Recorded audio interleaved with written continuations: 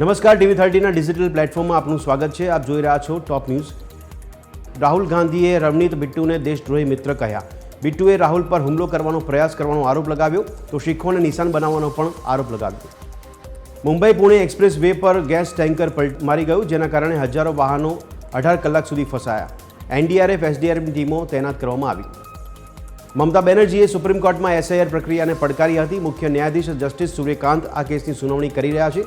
ન્યાય બંધ દરવાજા પાછળ રડી રહ્યો છે. મુખ્યમંત્રી મમતા બેનર્જીનું નિવેદન.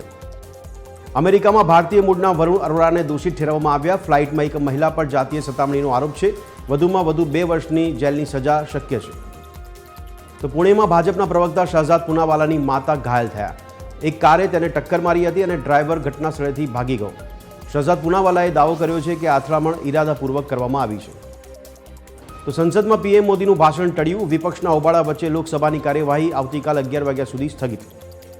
સામાજિક બહિષ્કાર મુદ્દે અર્જુન અને ગબ્બર ઠાકોરની પ્રતિક્રિયા સામે આવી. કહ્યું, આ અત્યંત ખોટો અને એકતરફી નિર્ણય છે.